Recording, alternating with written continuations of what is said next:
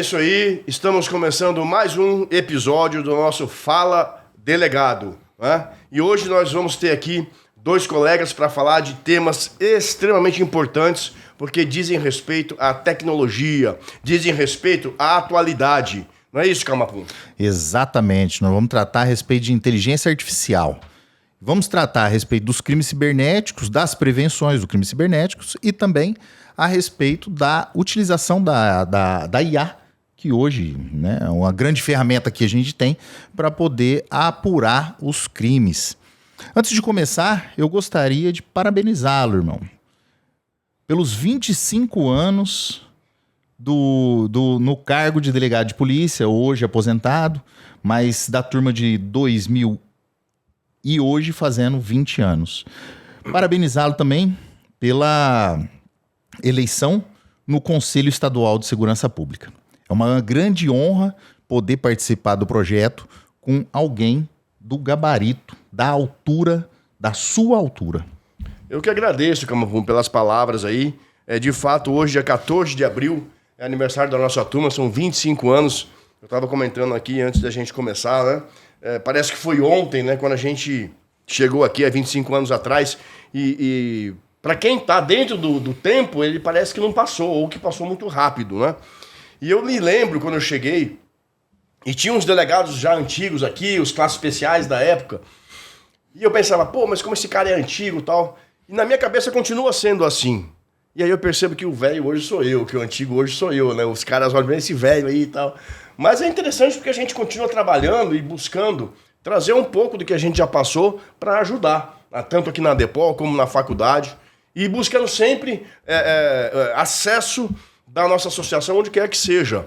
Então aconteceu hoje, como você disse, que é uma eleição do Conselho Estadual de Segurança Pública, né, que é um dos conselhos mais importantes na esfera da segurança pública, porque ele constrói as políticas públicas de segurança do Estado. E esse conselho é composto pelos dirigentes das instituições, da Polícia Civil, da PM, do Bombeiro, né, por membros do Poder Judiciário, do Ministério Público, da Assembleia Legislativa. Né. Então, desses gestores, existem duas vagas para representantes de classe. E a Adepol, então, se colocou nesse pleito e foi eleita hoje, juntamente com a Associação de Oficiais da Polícia Militar. Então, a partir agora desse ano, é mais um espaço para a Adepol, mais um espaço para os delegados, porque os delegados estão lá na ponta, no interior, na capital, estão ali recebendo as pessoas. Os delegados sabem o que o povo quer, o que precisa, o que está acontecendo. E isso vai desaguar na Adepol, porque muitas vezes o colega está com um problema e ele vem à Adepol e traz esse problema. Então é muito grande a colaboração que a Adepol pode trazer para o Conselho, porque está lá linkado diretamente com o delegado lá na ponta, que é um formador de opinião e é um recebedor de opinião também, da opinião do povo. Então, eu acho que a Adepol vai ser muito útil nesse Conselho. O sentimento que fica, e aqui eu falo em nome dos policiais civis, é de agradecimento. Agradecimento pela polícia que foi formada, pela turma 2020, pelo trabalho que você, meu irmão, desenvolveu e que vem desenvolvendo na defesa das nossas prerrogativas e na melhoria da nossa categoria de delegado de polícia. Você vê que hoje é uma coisa interessante, né? E isso tem ajudado bastante. O toque, essa merda tava assim, eu já voltei para casa. Você pensa bem, hoje nós temos um secretário de Segurança Pública que é um delegado de polícia e é da nossa turma, o Carlinhos, Antônio Carlos Videira. Nós temos o delegado-geral, o Lupércio, que é da nossa turma. Nós temos o presidente da Adepol, que é da mesma turma.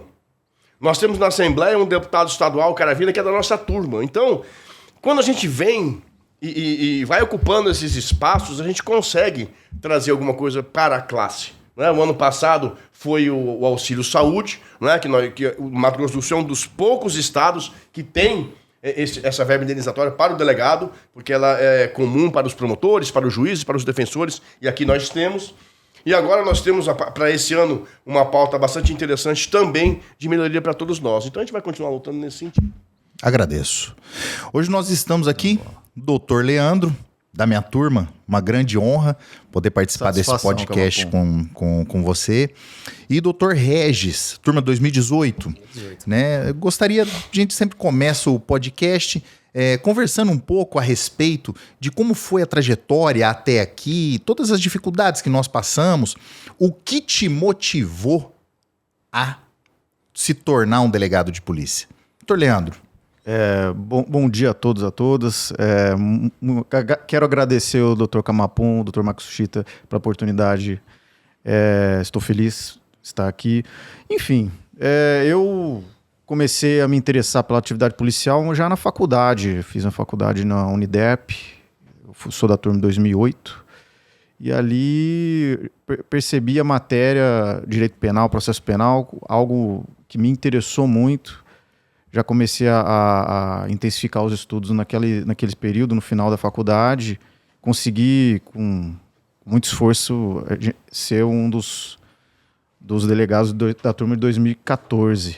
E aí a gente, no começo, foi lotado no interior.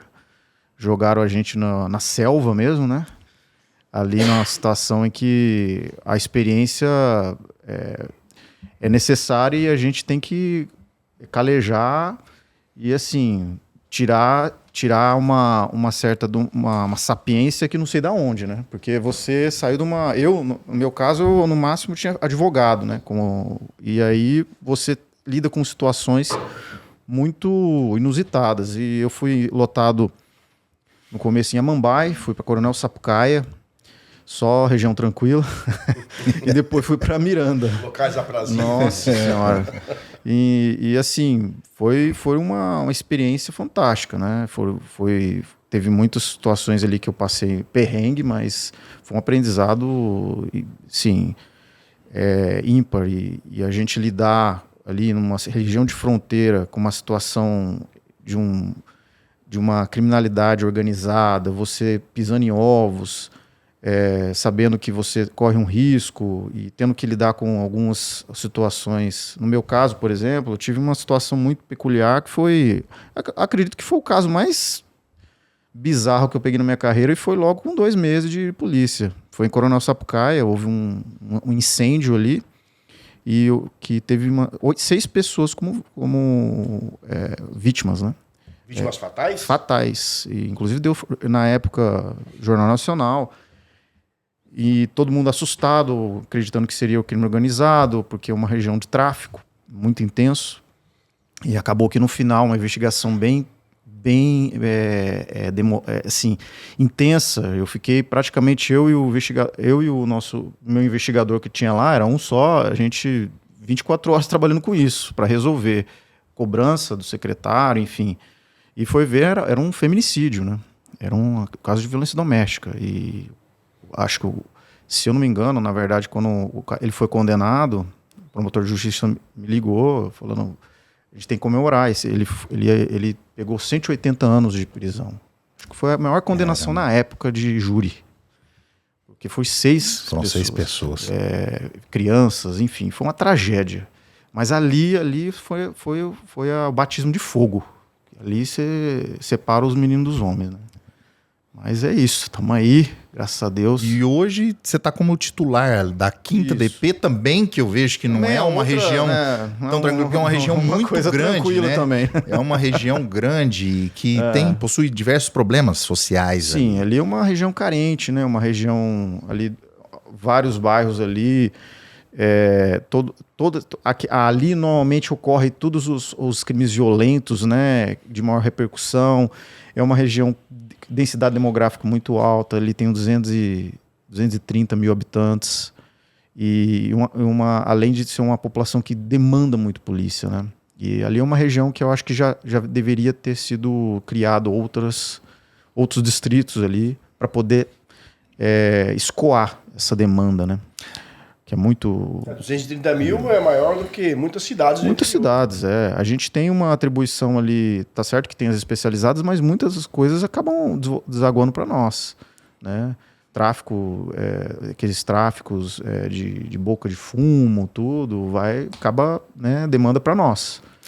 E a 5ª DP, ela ficou com uma carga residual muito grande, um passivo muito grande, porque o DEPAC Piratininga funcionava lá. Sim, exatamente. E o DEPAC Piratininga, eu trabalhei no DEPAC Piratininga ali, realmente mesmo era tenso. Era muito trabalho, né? Era bem desgastante o plantão principalmente noturno, e o passivo acabou continuando, porque a população ainda continua procurando. Vai lá, eles entendem que ali é um DEPAC e aí a gente tem que fazer um atendimento ali de excelência, porque é um pessoal que realmente precisa. Claro. Né? E é bem intenso o atendimento ao público.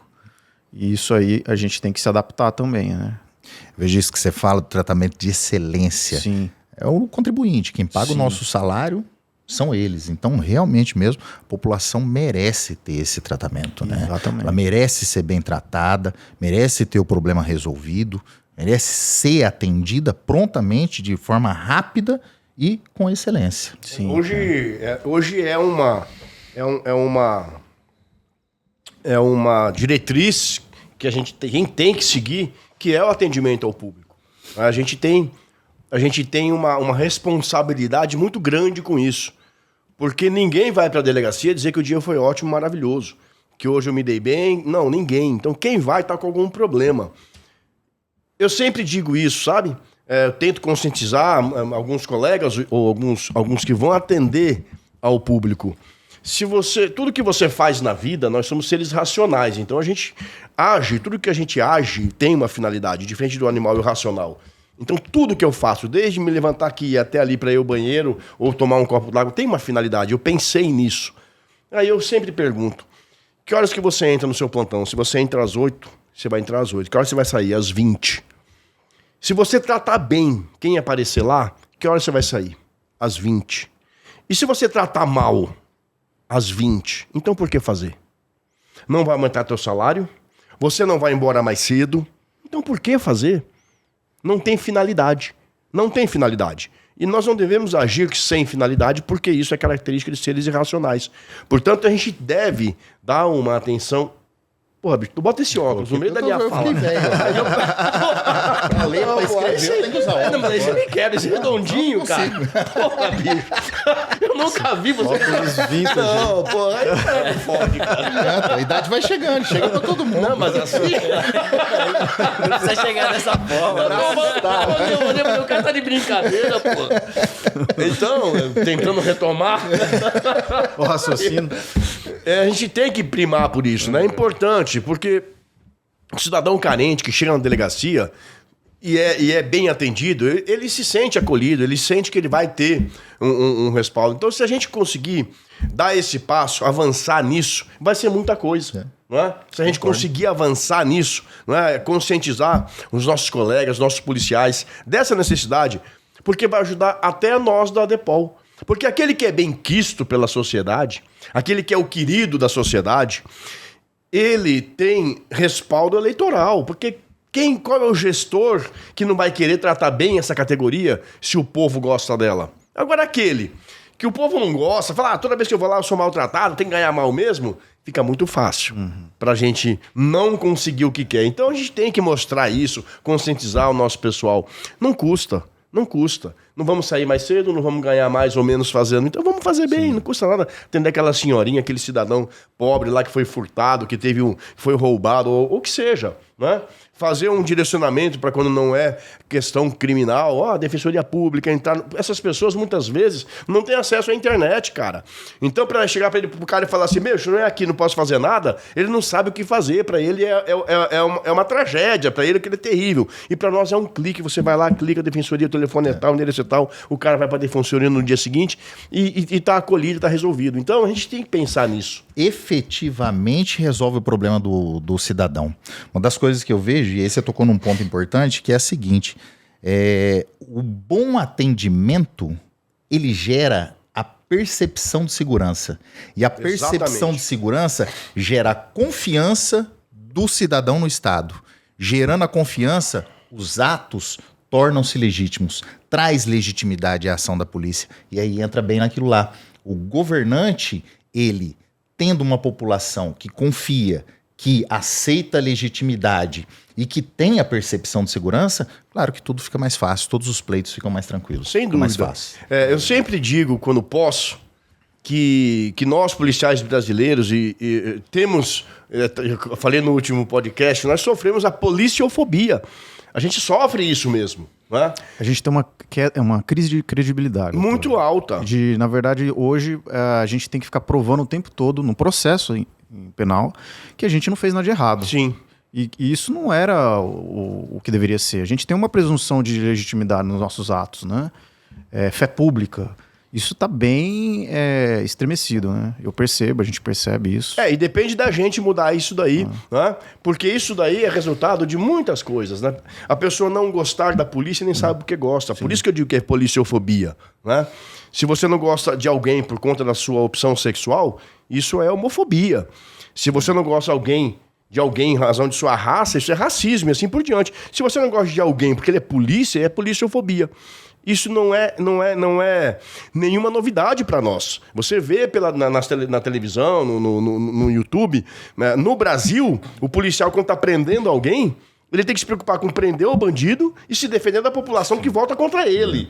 Se você deu voz de prisão em flagrante hoje, você tem que botar o cara na viatura e sair de lá correndo, porque se demorar 2 minutos, você não leva mais. Sim. Você não leva mais. O povo vem e tira o cara da sua viatura.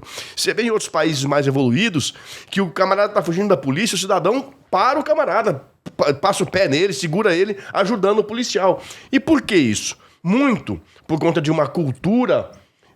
uma cultura já, isso de anos e intencional de nos enfraquecer. Então, por muitos anos, e continua sendo, quando você vê um filme nacional, quando você vê uma novela e aparece um delegado, ou ele é bêbado, ou ele é ladrão, ou ele é vagabundo.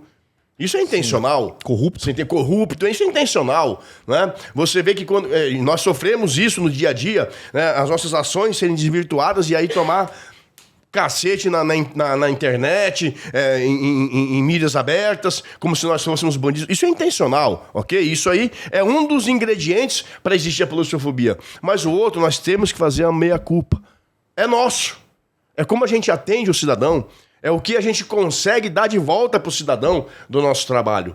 Então, se nós fizermos a nossa parte, aí só nos resta cobrar o que é feito contra nós. Mas nós temos que fazer a lição de casa. Exatamente.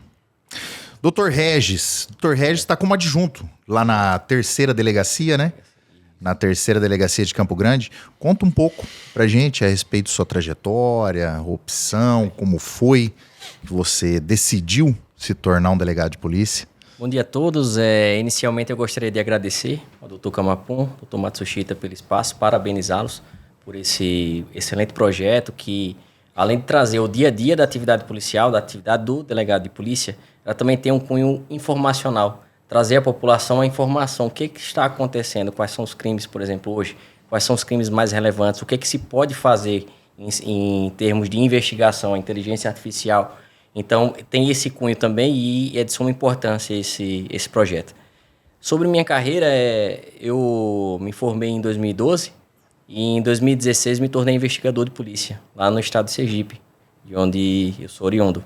E no estado de Sergipe, eu exerci essa função por 2 anos. Foi um período curto, mas um período que me trouxe muita experiência. E foi de extrema importância para mim, para poder fazer essa escolha como delegado de polícia também.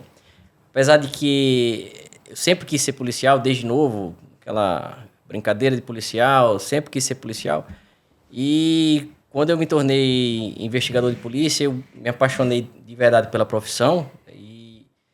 E aos poucos eu fui percebendo que eu gostaria de me tornar...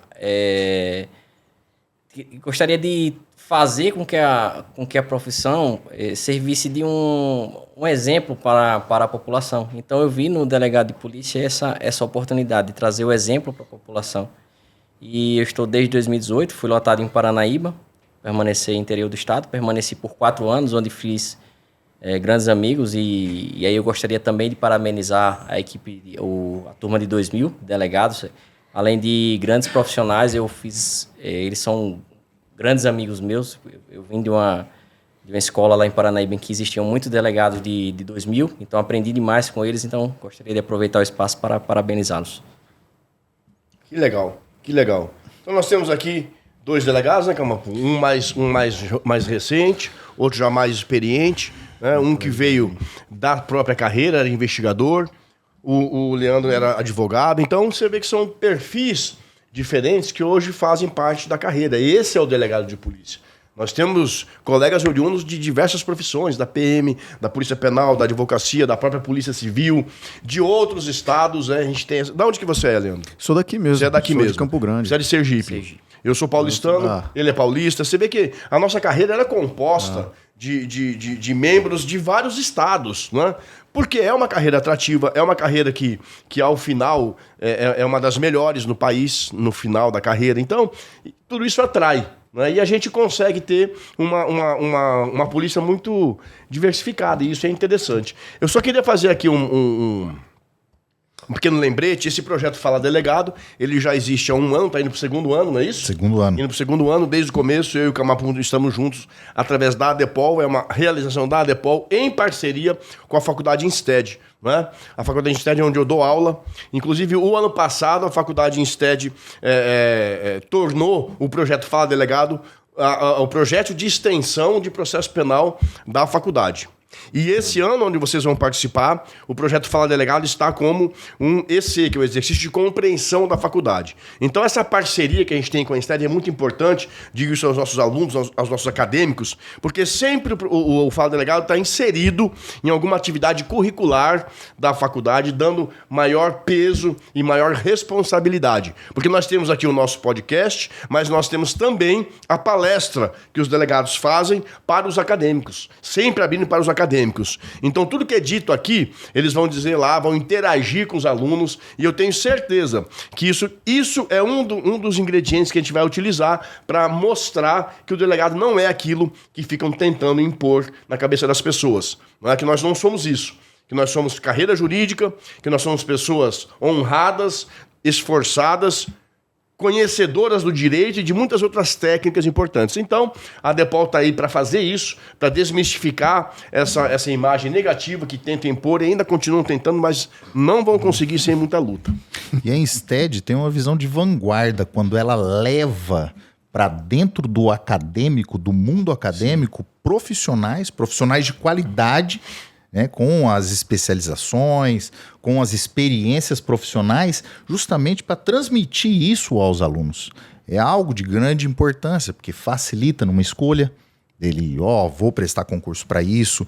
Normalmente, delegado de polícia, os delegados são raros como os professores, né? Tal seu exemplo, que é professor há muitos anos na universidade, mas não é tão comum nós termos delegado de polícia, e eu vejo que é de suma importância a gente ter essa participação, e essa é uma visão de vanguarda da Insted. As nossas palestras serão realizadas sobre a inteligência artificial e crimes cibernéticos, e aí a gente poderia falar um pouco, né, doutor Leandro, tratar um pouco a respeito do assunto, né, de inteligência artificial na atividade policial. Então, Camapum, esse é um assunto, né, como você disse, ele está no momento, né, onde você ouve notícias, inteligência artificial e para tudo que é lado. E a gente está hoje testemunhando um fenômeno que é ímpar, né, um fenômeno, uma aceleração tecnológica nunca antes vista na humanidade. E ela está transformando a sociedade. E, por tabela, a segurança pública, enfim.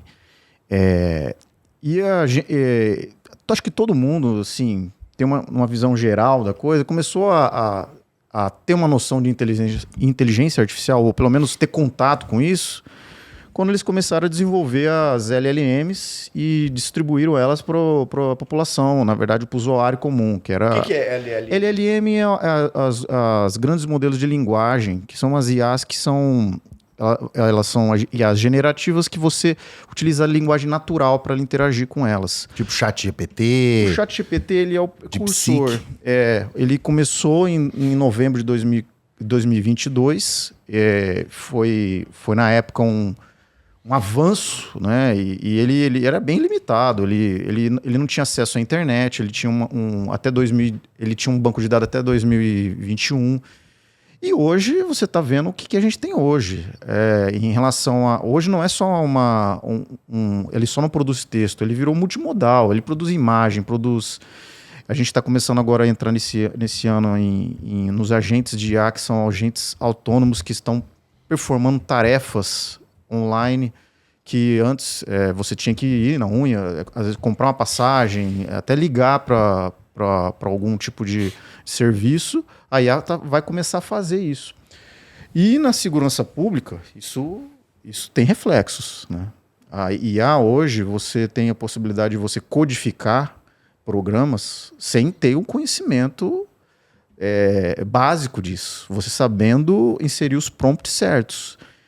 Isso o que vai gerar? Isso gera um efeito para a criminalidade também, né? Criação de malwares. A parte cibernética vai dar trabalho para quem mexe com isso.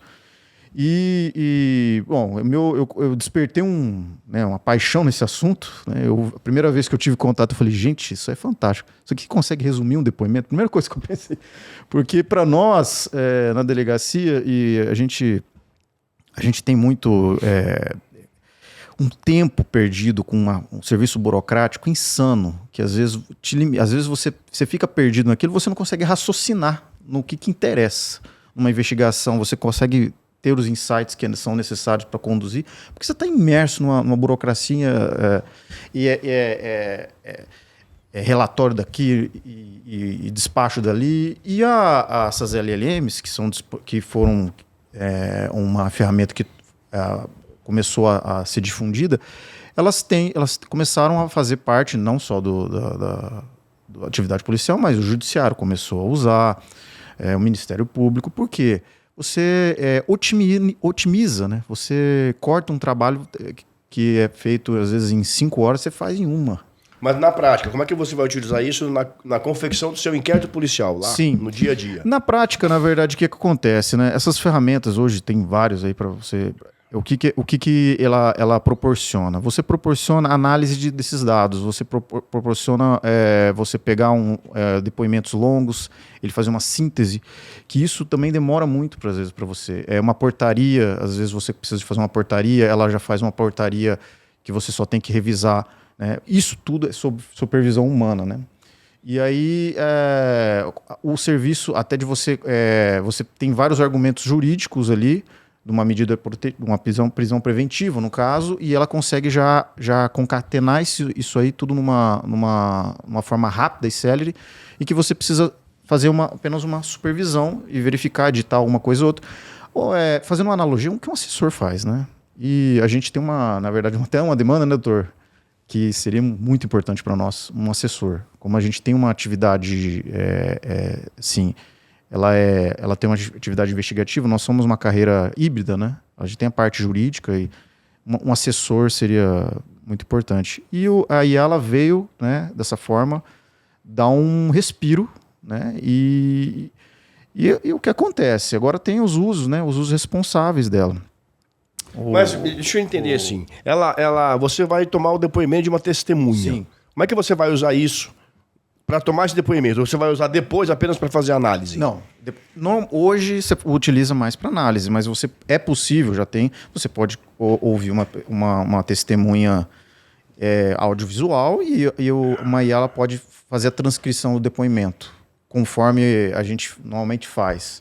Não é o ideal. O ideal, na verdade, a gente está caminhando para o audiovisual, né? Quase tudo audiovisual. Mas ela pode fazer uma transcrição, exatamente. Em pouco tempo não vai ter mais depoimento não faz redigido. Sentido, né, doutor? Já está sendo comprado equipamento e tecnologia para que todos os depoimentos sejam audiovisuais. E aí a IA vai ajudar nisso? Aí a IA ela fará as transcrições, né? Provavelmente teria que ter uma IA para poder fazer a transcrição, para você facilitar a análise, né? Como é que você vai fazer vai ouvir vários áudios, né? E até para você julgar, o juiz julgar, enfim, tomar uma decisão. Então, a transcrição é uma... Porque, na verdade, IA, né, doutor? A IA dá a impressão que ela começou agora. Não, IA existe há muito tempo. É que ela se tornou algo, assim, palpável depois do advento do ChatGPT, da OpenAI distribuir isso. Mas IA, reconhecimento facial, IA, assim, alguns programas, algumas iniciativas de segurança pública já tinham IA. Você pega aquele projeto Odin lá do Ceará, a IA preditiva, que ela faz praticamente ela prevê o que vai acontecer, né, em relação a furto de veículo. Aquilo é extraordinário. Hoje que a IA, que às vezes ela se confunde só com essa IA, que é ChatGPT. Mas não é só isso. Né? Aquela tecnologia que existe na Guarda Municipal de São Paulo, que filma a pessoa, identifica quem é. Sim, pelo mandado de prisão. Já envia uma viatura na Guarda Municipal, eles estão prendendo isso pessoas. Isso aí é uma IA. É reconhecimento facial. Isso já existia, né? Que agora começou a ficar mais... Eu vejo que a inteligência artificial, e aí você me corrige se estiver errado, principalmente essa fase que nós vivemos dela, que é a generativa, né? Sim, a generativa. A generativa. Ela, na verdade, ela não cria. Parece que talvez a próxima fase é a criativa, né? Então ela não cria, ela não vai excluir o ser humano do processo. Ela simplesmente vai facilitar a análise, fazendo determinadas comparações. Por exemplo, tem diversos depoimentos. Quero que você faça a comparação para mim desse depoimento, mostrando os pontos que são comuns e os pontos que são divergentes. Isso aí é uma excelente que ela faz. Às vezes ela te dá insights. Porque se você for... Às vezes ela... Você tem utilizado isso nos seus inquéritos? Utiliza. Porque às vezes você tem 5 depoimentos, eu quero saber a contradição neles. E isso facilita, isso vai rápido. Exato. Entendeu? E ela pode te trazer ideias que você pode aplicar.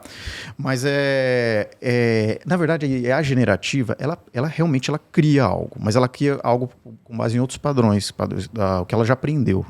Então ela pode transformar em algo novo. Por isso, assim...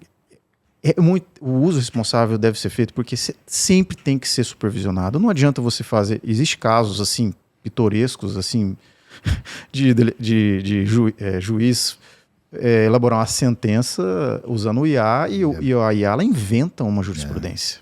Porque ela então tem que checar se ela realmente existe. Porque que acontece? Existe um termo que significa alucinação. Ela alucina porque a intenção dela é entregar um resultado. Ela não vai falar que ela está mentindo. Ela desenvolve o resultado dela com base em probabilidade daquela semântica, daquela frase desenrolada de uma maneira correta. Então, assim, você precisa de uma justificativa para uma decisão X, ela vai te dar e às vezes ela vai inventar uma jurisprudência que não existe. Hoje, já desenvolveu bem, né, as versões do ChatGPT, enfim.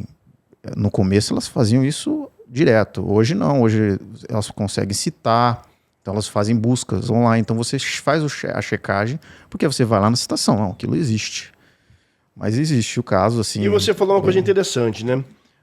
O usuário da inteligência artificial, ele tem que saber usar. Sim. Porque senão ela se torna inócua. Você tem que saber o que perguntar, como inserir a sua demanda na tecnologia para que ela possa te trazer a resposta que você procura. É o prompt, né? A engenharia de prompt, na verdade, existe alguns macetes para você fazer um prompt ideal, que é você ter uma persona, você falar, você é um delegado de polícia, um analista, um juiz. Você tem que ter um formato que você quer que ele te entregue no final, em tabela, né? A tarefa, o comando, né? Especificamente, que é o que você quer, no caso. E o contexto, você tem que dar um contexto. Se você preencher esses 4 requisitos, a tendência da resposta será muito melhor, entendeu? Você estava falando dessa questão de alucinação, essa semana mesmo saiu uma notícia. Parece que teve um dos tribunais de justiça do estado, não sei de qual estado, que em um dos votos ele criou um artigo do Código Civil e fundamentou a decisão com base nessa criação. Súmula. Então a gente tem que ter perigoso, né? A gente tem que ter muito cuidado. Já teve advogado que tomou sanção na OAB por causa disso, se não me engano, Santa Catarina. E CNJ também já ficou em cima. A gente tem que ter muito cuidado. E aí fica aí a dica aos alunos, né? Sim. De utilizar realmente o ChatGPT de forma responsável, a inteligência artificial de forma responsável. Eu vejo que ela não vai substituir, né? Pelo contrário, ela não vai facilitar o trabalho científico. Eu acho que ela vai melhorar a qualidade, porque escrever aquilo que tem na internet, o ChatGPT vai fazer. A exigência que será feita pelo corpo docente vai ser criar algo novo, desenvolver. Você vai poder utilizar essa ferramenta, tranquilo, não vou impedir. Não tem como impedir que isso não utilize. Tem como você fazer mas me traga algo novo que não tem. E aí a gente vai passar realmente a forçar com que o aluno tenha atividade criativa e não simplesmente copiar. Eu tenho um modus operandi com relação a isso. Eu não aceito trabalho digitado. Não aceito, tem que ser escrito. Então, Isso desde a época da minha faculdade. Porque antes eu tinha copia e cola, né? não, é escrito. Tudo bem, o cara pode copiar, ele pode estar lá e copiar igualzinho. Ok, não é? Mas algum outro vai ter elaborado, vai ter feito. Sim. E ele, só de fato de escrever, alguma coisa entra na Alguma cabeça. coisa Ele absorve, entra. não é? Então, não aceito. Os caras tinham, pô, professor, você vai dar da pedra? Eu sou mesmo. Mas na da pedra você aprendia mais, então tu vai escrever esse negócio aí, cara. Não vai... Então, é uma das formas que você obriga, você condiciona o indivíduo a não substituir a sua cognição pela tecnologia, mas apenas utilizá-la como uma forma de aprimoramento. Sim. Então, você vai ter que escrever. Vai ter que criar alguma coisa. Nem que seja copiando, mas criar pelo menos um texto escrito, você vai ter que fazer. E existe sistemas, eu lembro que tinha um sistema chamado Turing, ainda existe esse sistema, que é utilizado pelas universidades e foi utilizado Pra pela buscar Universidade plágio, de Salamanca. Sim. Justamente, ele te dá a porcentagem de trabalhos que já existem com aquilo ali. Sim. Então, falou, acima de Antiplágio, 30%, eu não aceito. Você tem que tomar cuidado e guardar esses 30% para aquelas citações que realmente você vai citar. Eu preciso fazer uma citação direta, então coloca, ele vai ocupar os 30%. Então você tem que tomar muito cuidado com aquilo que você vai colocar no trabalho. Sempre a humanidade tentando preservar, né, a sua integridade intelectual de alguma maneira. Exatamente. Não deixar ser substituída pela máquina. Exatamente. Tem um problema também dessas IAs que, na verdade, o CNJ, né, eles já baixaram uma resolução 615, se eu não me engano. Eles proibiram o judiciário, né, de utilizar a IA externa, né, que tem servidores externos, em relação a processo de segredo de justiça, coisa sigilosa. O que é o medo, né? Isso é um medo geral no mundo inteiro, né? Europa também tem esse problema, já teve na Itália, já foi até banido o ChatGPT em 2023 por causa de desconfiança em relação ao uso das informações que são jogadas na plataforma e a utilização delas para aprendizagem de máquina. O que acontece? Você joga lá um conteúdo sigiloso, aquilo lá, em tese, ela não vai usar aquilo lá para jogar num outro chat nem nada, mas como é algo obscuro, ninguém sabe, e a plataforma ela avisa que ela vai usar aquilo lá para machine learning. E aí, só quem tem a versão paga, no caso eu tenho pago, você pode optar para aquele conteúdo não ser utilizado para o treinamento dela. Entendi. Então, mas assim, é uma polêmica. Agora a tendência é todo mundo começar a desenvolver essas ferramentas com servidor interno para evitar esse tipo de situação. Não ter vazamento, né? Não ter vazamento, exatamente. E agora tem as IAs, essas LLMs com código aberto. Você tem a Llama, que é da Meta, você tem o DeepSeek. Você consegue baixar, e a polícia mesmo pode poder fazer alguma coisa nesse sentido, porque o que a gente precisa no dia a dia, gente, eu falo assim, a gente está precisando, para você otimizar um serviço, não é nada do arco da velha. É você pegar análise de relatórios, essas coisas que não são uma coisa que demanda. Que nem, por exemplo, o próprio impulsionar o inquérito policial, aqueles despachos. Manda para fulano, manda para ciclano, intima isso, intima aquilo. Elaboração de ofícios. O trabalho que é de despacho ordinário, ela consegue fazer isso. Conseguiria fazer. Por exemplo, eu tenho 3 servidores na DEPAC só para distribuição de boletim de ocorrência. Se tivesse uma IA, seriam 3 servidores que poderiam ser utilizados para outra coisa. Sim. Porque simplesmente a distribuição funciona assim. Base em matéria e local. É de especializada? Então vai. Não é de especializada? De que área é? Distribui. Acabou. Ótimo. Sim, né? A própria IA fazendo isso aí é fantástico. E tem uma novidade que eu vou dizer para vocês, que é interessante. Já está quase terminada a tramitação, né? Agora é uma questão de adequação. Existem 750 guardas patrimoniais no Estado. Tá? Eles serão transformados em assessor administrativo de segurança pública. 80% deles têm nível superior. Que maravilha. Tem alguns com mestrado e doutorado. Eles são divididos em 3 categorias. Não, 3 categorias. O ensino fundamental, o ensino médio e o ensino superior, mas todos eles fazem a mesma coisa. E do ensino fundamental não tem quase mais ninguém, né?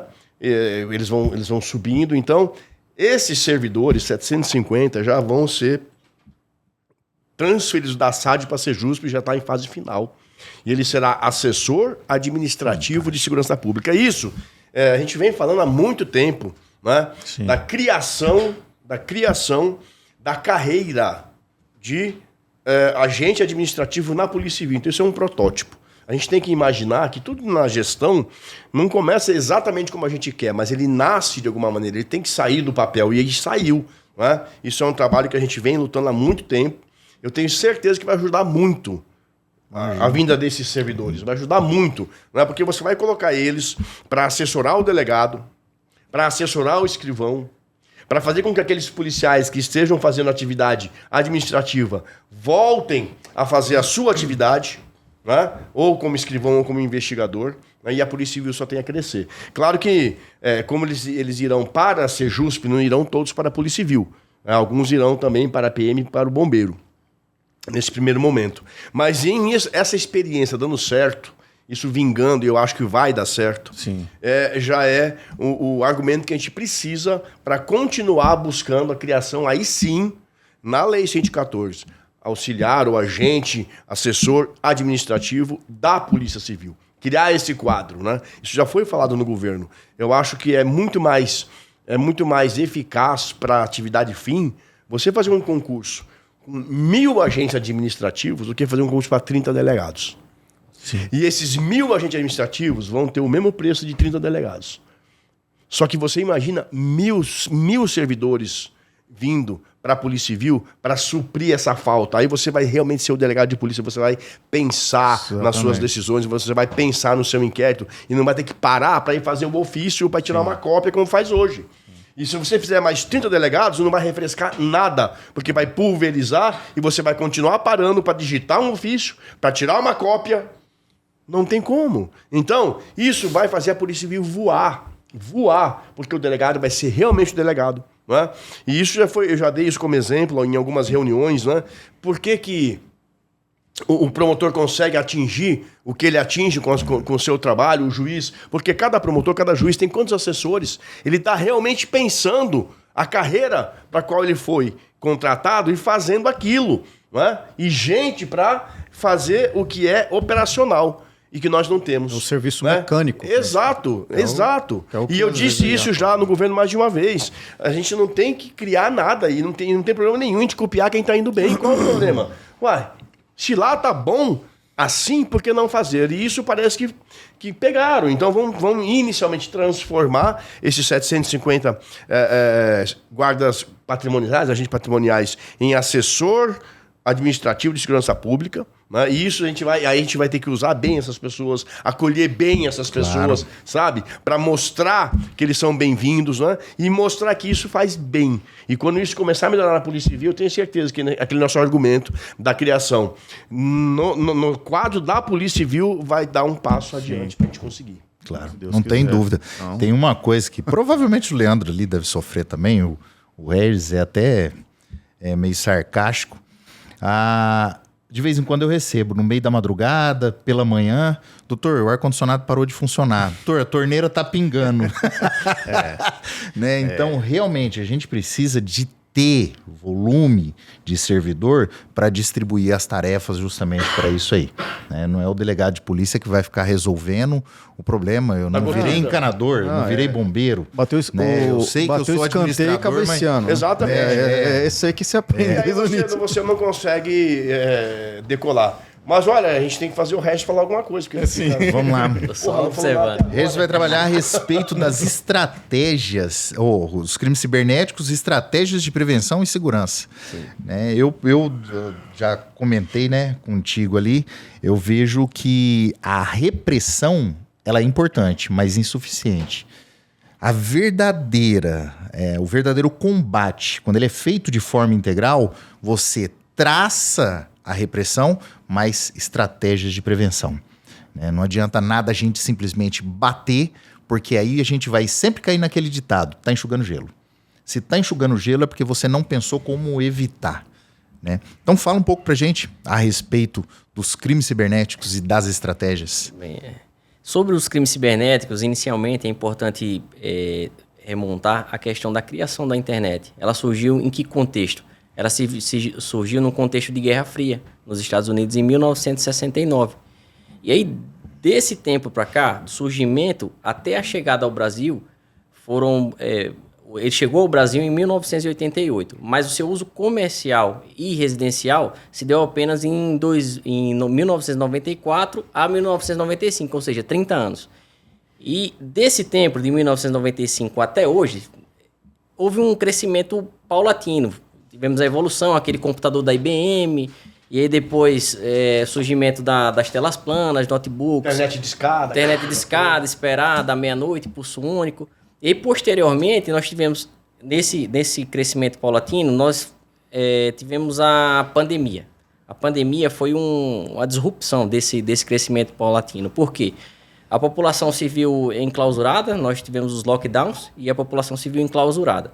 Então, qual foi a solução? O ser humano é um ser social. Ele necessita socializar e ele necessita do capitalismo também. Ele necessita comprar, necessita de trazer esses sentimentos. E aí, nesse contexto, há um rompimento desse crescimento paulatino e há um crescimento abrupto da internet. Pessoas que nunca tinham acessado a internet ou que nunca tinham comprado, adquirido nenhum produto na internet, começam a utilizar. E nesse crescimento desordenado, como tudo na sociedade, abre espaço para quê? Para a atuação do criminoso. O criminoso começa a atuar e as pessoas não estão preparadas para essa mudança e começam a ser vítimas. O aumento da criminalidade vai ocorrendo, e daquele tempo até hoje, por exemplo, temos dados que no ano passado houve uma pesquisa que a cada 16 segundos uma pessoa é vítima de um crime cibernético. Então houve esse crescimento e a prevenção hoje, a repressão, ela funciona. Mas ela demanda um tempo, porque demanda de empresas privadas, por exemplo, informação de um Facebook, de um WhatsApp. Então, ela demanda às vezes de uma autorização judicial. Então, demanda tempo. Então, a prevenção funciona como um balizador, algo que pode realmente parar essa criminalidade. Então, trazer as informações à população, acredito que seja uma das funções da Polícia Judiciária. Deixa eu fazer uma pergunta de leigo nesse assunto. Você está falando em crimes cibernéticos. São novos tipos penais criados como crimes cibernéticos ou são os tipos penais já existentes praticados através da internet? Como é que funciona isso? Tá. Existe uma divisão doutrinária em cima desse contexto. Existem os crimes próprios que foram criados exclusivamente, praticados exclusivamente dentro do ambiente digital, e os crimes impróprios, que são aqueles crimes comuns que são utilizados meios digitais para a sua prática. Então, existe essa divisão doutrinária. Então, tanto os crimes que foram criados exclusivamente, que são praticados exclusivamente pelos meios digitais, quanto os crimes que são comumente praticados de outras formas, mas podem ser praticados também da forma digital, também estão incluídos nesse conceito. E esses crimes próprios, eles começaram a ser criados mais ou menos em que época? Justamente, eles são antigos, né? Por exemplo, existe um crescimento, por exemplo, antigamente o que existia de crime patrimonial que comumente nós vemos nas delegacias? Furtos, roubos, crimes que são praticados pessoalmente. E os próprios estelionatos, seria a troca do cartão, são crimes que você tinha aquela pessoa. Vender a Avenida Afonso Pena. Bilhete premiado. Bilhete premiado. Então, houve essa mudança com o aumento do uso da internet. O criminoso viu aquele espaço, viu um espaço em que não existem limites territoriais. Um criminoso que está em Goiás, ele consegue praticar um crime aqui. Então, não existe esse limite territorial e, ao mesmo tempo, por não ser um crime praticado com violência ou grave ameaça, ele tem o abrandamento da própria lei. E quais são os crimes próprios, os crimes cibernéticos que te vêm à cabeça mais comuns? O da OLX é um que comumente nós vimos, da triangulação do OLX, a venda de uma vítima coloca o veículo para venda, um terceiro vem, fingindo que está intermediando essa venda e pratica o golpe, faz com que esse dinheiro seja pago a ele. Isso é um estelionato. É um estelionato. O senhor está falando a questão do crime próprio, eu acho que isso, a criação dos crimes. Quais são os crimes? Dispositivo da lei que foi Carolina criado, Dickmann. né? Sim. Acho que foi em 2012 que criaram. Era uma norma bem defeituosa, né? Na época eu lembro que a gente estava na Ainda é, né? Não, mas ela deu uma Ainda arrumada, é. deu uma arrumada. 2021. Deu uma arrumada, porque ela previa que a pessoa tinha que ter uma quebra de segurança necessariamente para poder invadir o dispositivo. Isso. E aí, isso aí, você saía fora do próprio pessoa contexto que a da- maioria fornece a senha. Então, mas eles arrumaram, acho que 2021. recentemente. 2021. Houve essa Eles mudança arrumaram isso tanto e a criação das qualificadoras do furto, mediante fraude e da estelionato. Tem também crimes contra a honra específicos pela internet, não tem? Sim, sim. Ou pelo menos qualificadoras dos crimes contra a honra Isso, quando são tem. praticados mediante Agora utilização de A questão do cyberbullying, né? Foi o último ali. É o mais novo, cyberbullying, acho que é o último que foi criado, né? Sim, o último que foi Crime criado. próprio pela internet, né? A gente percebe a mudança Injúria que teve qualificada. Sim. dessa questão da criminalidade, né? A criminalidade ela deixou de ser não, mas os novos criminosos passaram a atuar mais na internet e aqueles criminosos que foram sendo presos, morrendo, foram deixando de atuar. Então a criminalidade ela migrou da criminalidade de rua para a criminalidade pela internet. Até mesmo por essa questão que você falou da questão de ser branda a lei, eu vejo que é muito uma questão de empatia, porque você sente muito mais, você representa internamente uma dor de alguém roubando, batendo para roubar, sequestrando, amarrando o cara, do que o cara dando um golpe pela internet, sendo que é uma pessoa que você nem viu do lado de lá. Né? E, infelizmente, as pessoas que menos têm educação digital, os idosos, São os que mais caem são disso, os que mais caem. Né? E esse é um grande problema que a gente tem. Eu percebo isso lá na nossa unidade, né? Principalmente idosos, os vulneráveis ali, são mais suscetíveis a esse tipo de fraude, né? Esse tipo de golpe. E agora vai ficar pior, viu, o Dr. Camapum? A questão da IA com a possibilidade de você fazer um deepfake, o phishing, que você está clonando a voz da pessoa. Isso aí faz um estrago, você não tem noção. Porque tem caso já no Nordeste, fizeram um deepfake de um dono de lotérica que estava vendendo bolão na Mega da Virada. Mas o que teve gente que caiu, rapaz? Porque tava cai assim, porque é a voz dele. E o rosto da Aquela pessoa. movimentação da boca, né? Assim, Fingindo que ele se tá você perceber, Você vê que Tem algumas que mas distorções. uma maioria não consegue. E a gente está caminhando por uma situação que daqui uns 5 anos a gente não vai conseguir perceber o que é real, o que é feito. Vocês acham que não vai ter jeito. Vocês acham que a produção desse material deveria ser tipificada como crime? De falsidade, por exemplo? Vocês acham que sim ou acham que não? Nós temos a falsidade ideológica, a falsidade material, etc. Isso poderia ser tipificado no futuro como uma conduta típica, como um crime de falsidade? Eu acho que tem demanda para isso. Eu acho que é um problema que a gente vai viver, que a gente vai estar numa situação fluida que a gente não sabe o que vai ser real, o que não é. E isso aí pode ter sérias Porque, consequências. vejam, eu pergunto, qual é a finalidade Usado de pra coisa fazer errada, isso? né? É uma brincadeira? Depende Pra da fazer uma- finalidade. Pois é. Tem esse ânimo jocante também, porque Exato. esses dias eu tava vendo o Instagram e eu vi um desses comediantes trollando a avó com a voz do Frei Gilson. Sim. Né? E era idêntico, e ela acreditando, vou fazer aqui um pão de queijo recheado. Então, ela acreditou piamente que aquele era o Frei Gilson, e essa tecnologia pode ser facilmente utilizada. O Frei Gilson praticando um golpe. Exato, pedindo dinheiro para a igreja. Agora você perceba que isso, por mais que diga que é para brincar, a finalidade é sempre iludir, é sempre enganar. Ponto. Então, nesse sentido, poderia o legislador entender que eu posso estar querendo enganar para brincar, mas posso querer enganar para praticar crimes, mas a finalidade principal é enganar. E assim sendo, poderia assim então caracterizar como alguma falsidade. Porque senão nós vamos ter problemas. Né? O doutor Lano já falou aqui, daqui a algum tempo esse delay entre a voz e a movimentação da boca vai sumir. E aí então você não tem mais a menor possibilidade de acreditar em nada que não seja cara a cara. Se eu te mandar um vídeo dizendo alguma coisa, porra, será que é verdade? Será que é ele mesmo? Já existiu algumas hipóteses de o pessoal começar a utilizar assinatura digital de um vídeo para poder, por blockchain, para poder provar que aquele vídeo foi feito não foi feito por IA, no caso. uma maneira de fácil checagem, não para você analisar os metadados, que é uma coisa muito complexa, mas para você... Que o homem médio pode fazer a checagem. Porque vai ficar um negócio impressionante, você não vai conseguir identificar. Pois então, eu acho que a gente deveria juntar nós 4 aqui e fazer um projeto de lei tipificando essa conduta e encaminhar para os nossos deputados através da DEPOL. Eu já fiz isso uma vez, em 2007, com relação à transformação ou à criação do crime de participação em organização criminosa, porque só tinha o 288.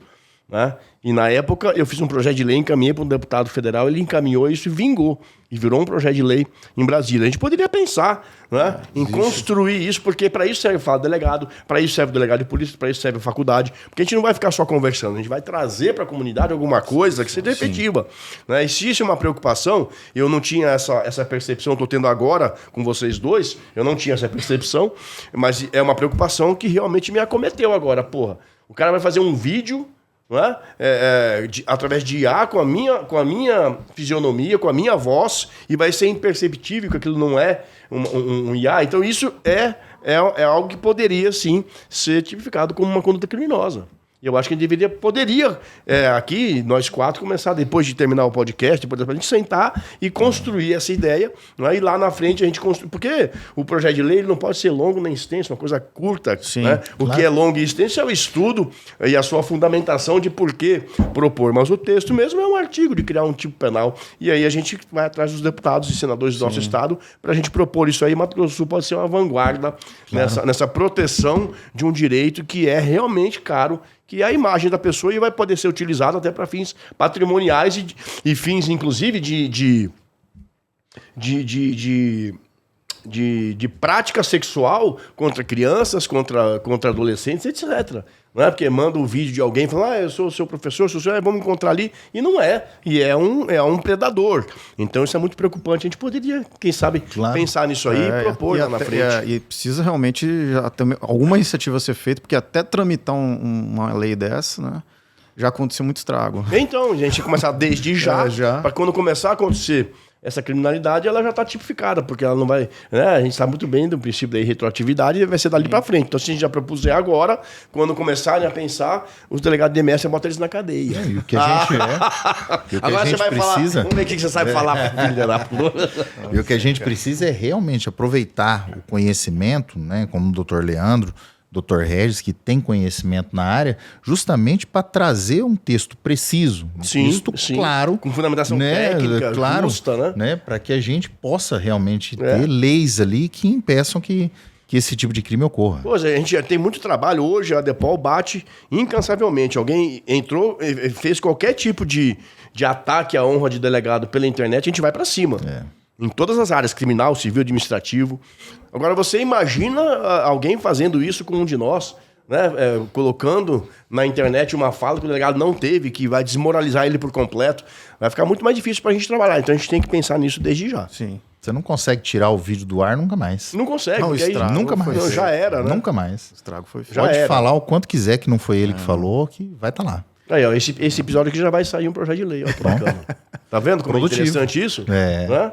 E vai sair, a gente vai fazer e vai propor, né? Tem que pensar mesmo. E é interessante justamente a gente traçar essas estratégias, né? Justamente para a gente ter esse combate a essa criminalidade cibernética. Eu vejo muito daquelas que são as cartilhas, né, a respeito dos golpes.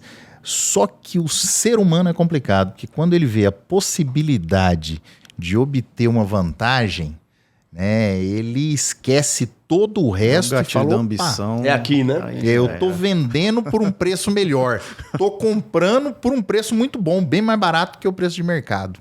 Né? E ele compra passagem de avião. No marketing diz que todo mundo compra mais. 80% é pela emoção. Não é pela 20%. É verdade. Eu pensava que faria essa compra, né? Compra verdade. de impulso que chama, né? Compra de impulso. Compra de impulso. Eu sempre. Tem muita gente me perguntando, eu acho que eu dou essa orientação. O que vocês acham dela, vocês dois, e o Camapum também. Que tem acontecido demais isso, inclusive com advogados. Que os criminosos entrem em contato com os seus contatos do telefone pedindo dinheiro. Né? E advogados, eles entram no processo, pegam a foto do advogado, entram no processo e olha, saiu aqui seu alvará, você vai... Muito bem. Ou então começa a entrar com o seu telefone, com a sua imagem, com o telefone que não é o seu, pedindo dinheiro para o seu parente. Eu sempre oriento.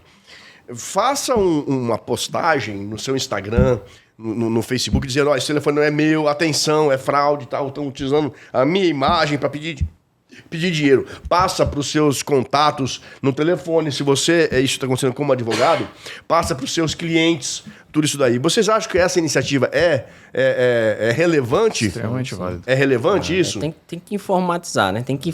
A população tem que saber, por exemplo, se é um advogado, ele precisa replicar aos seus clientes que aquele não é ele, que é um terceiro que está se passando por ele. Sim. Então, é de suma importância essa informação. Até prevenir, né? Até Ele prevenir. falar, se alguém entrar em contato, você... Não isso sou é eu, golpe. não pague. Porque esses golpes são sazonais, né? Eles começam a dar certo, É. depois eles dão uma Eles- diminuída e volta. Fica indo e voltando, né? Então eu estou dando a orientação correta, sim, né? Que a pessoa sim. tem que se precaver e tem que informar os seus contatos para que não caiam. Né?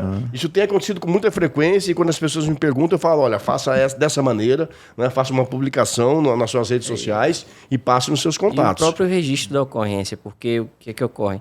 Muitas vezes, por não ter prejuízo, ninguém caiu no golpe. Então, não há esse registro. A gente necessita desse registro para fins estatísticos, para fins de análise criminal e da própria investigação, porque às vezes tentou com relação a essa vítima, mas consumou com relação a outra. E um boletim de ocorrência vai ter uma informação a mais, algo que possa ter utilizado nessa investigação. É um quebra-cabeça, né? quebra-cabeças. Quanto mais peças você tiver para poder montar esse quebra-cabeça, mais fácil. E vocês fica, acham né? que seria interessante um estudo da Polícia Civil para aumentar a gama de tipos penais que podem ser registrados pela internet? Sim, sem dúvida. Para desafogar a delegacia, Sem dúvida. para torná-la mais ágil, porque eu acho que hoje temos um rol muito pequeno Sim. ali de possibilidades, né? E poderíamos aí trabalhar no sentido de alargar essa possibilidade, porque isso vai desafogar o atendimento pessoal, né? Vai agilizar para o cidadão, porque muitas pessoas também me ligam, olha, eu preciso fazer um BO assim, assim, assim. Às vezes eu ligo para o Camapum, mas quando tem a possibilidade pela internet, essa pessoa fica extremamente satisfeita. Extremamente satisfeita. Né? Por todas as razões possíveis que a gente não precisa nem dizer. Então, acho que a gente poderia também, né, começar Claro. a imaginar uma forma de aumentar o leque de crimes. Se você entrar na Polícia Civil de São Paulo, a quantidade de BOs que eles podem fazer pela internet é enorme. É enorme, E né? principalmente, né, doutor, os fatos atípicos, né? Sim. Porque a gente hoje, se você for fazer uma estatística, é algo assim absurdo, tanto de fato atípico que a gente registra.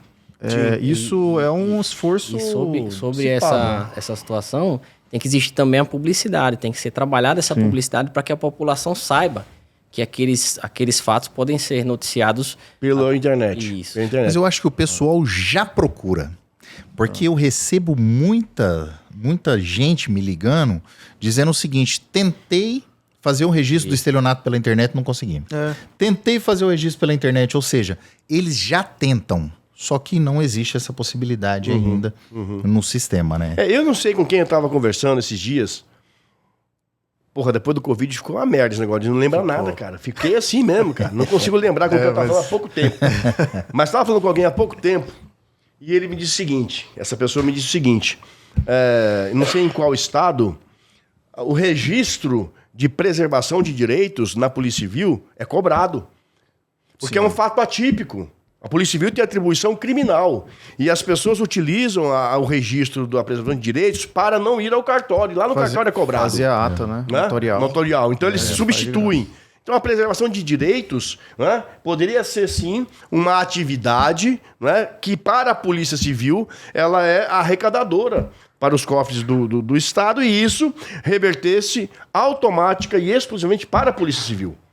Não entrasse na fonte 100, mas sim fosse algo que a Polícia Civil arrecada e para ela reverte, né? na sua funcionalidade. Isso também poderia ser estudado, né? Eu vou verificar em qual estado foi isso, que já cobra para o registro de preservação de direitos. É a solução.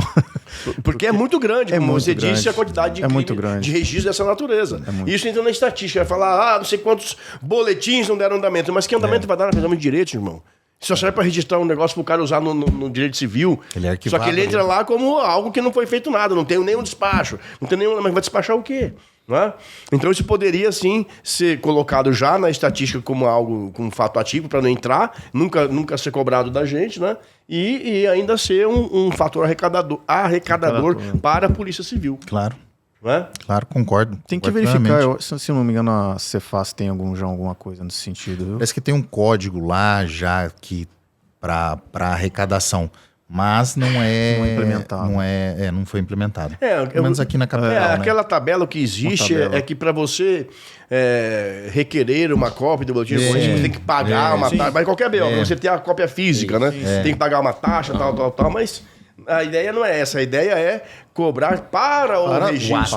Para o ato. Exatamente. Porque não é fato típico, a nossa atribuição constitucional ela é criminal, isso não é criminal, então para que nós façamos isso, nós temos que ser ressarcidos. E essa verba retorne para a Polícia Civil e não para de forma genérica. Não, para nós. E isso vai ajudar, né, no nosso dia a dia, ali na nossa manutenção, e etc, etc. A briga eterna pelo efetivo, né? Exatamente.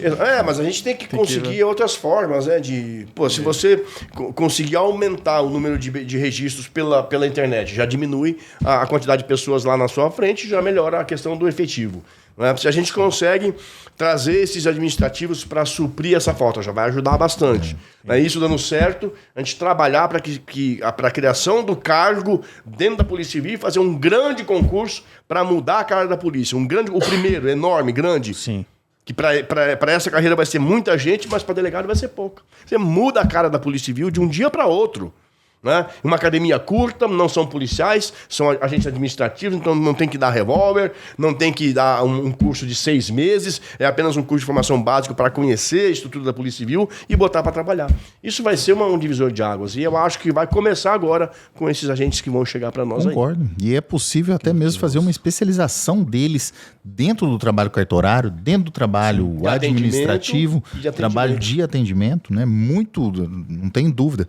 Que dessa forma a gente consegue otimizar com a especialização. O investigador vai trabalhar na investigação, o escrivão vai trabalhar no cartório com as oitivas, com o inquérito policial, o delegado vai ter a função dele e o agente administrativo especializado realmente naquelas funções que são administrativas. A gente melhora a qualidade do trabalho prestado dentro da própria delegacia, dentro do processo de trabalho dentro da delegacia e o atendimento à população. Pois é, você vê, a gente está aqui já indo para a finalização do programa, e aqui num bate-papo aqui despretensioso, a gente já tem várias ideias e vários projetos que vão acontecer. O bagulho é esse, mano. Começar a fazer um bagulho rodar, não? Tirar do papel, tirar da cabeça, colocar. Tudo que a gente conversou aqui, nós vamos tentar fazer. Vamos conseguir? Não sei. Mas a gente pode tentar, né? A gente sabe até onde a gente pode ir. Até onde a gente pode ir, a gente faz. Agora, quando depende de outras pessoas, a gente vai para o convencimento, a gente vai para a conversa, a gente vai para mostrar a necessidade. E tudo que a gente viu aqui é tudo legítimo, é tudo para melhorar.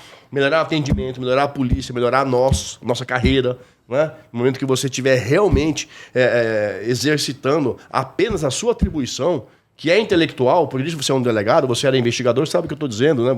Você foi para pensar, para decidir, e não para você ter que tirar lá uma cópia. A gente é ser humano, eu estou aqui elaborando, não é, qual vai ser o tipo penal que eu vou iniciar essa pessoa, qual vai ser a minha estratégia nesse inquérito para chegar ao esclarecimento. Eu tenho que parar o que eu estou fazendo para tirar uma cópia. Quando eu voltar, o pensamento já foi. Eu vou ter que voltar quanto tempo atrás na minha cognição para entender onde é que eu estava. E aí é o tempo todo. É o tempo todo separando. Então, aí cai a nossa qualidade, não porque nós não temos capacidade ou qualidade intelectual, mas porque a gente tem que ficar parando para fazer coisas que nós não faremos em pouco tempo, se Deus quiser, porque nós teremos os nossos assessores como tem, o promotor e o juiz, e por isso o deles flui com mais naturalidade que o nosso. Claro, né? Sem dúvida alguma. É isso aí. Sem dúvida alguma. E os senhores querem falar mais alguma coisa? Tá tudo ok para mim. Que muito obrigado novamente pela oportunidade, doutor Matsushita, doutor Kamapum. Muito bacana a iniciativa e realmente a gente conseguiu aqui alguns insights, né? Sim. E quem sabe algum projeto aí, né? Vamos ver. Vai sair. Esse brainstorm aqui foi bem sadio. É bom. Doutor Regis?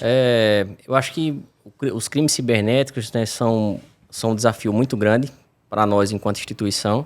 Mas assim como eu e o doutor Leandro, outros colegas, outros delegados, investigadores, escrivães também estão buscando essa capacitação.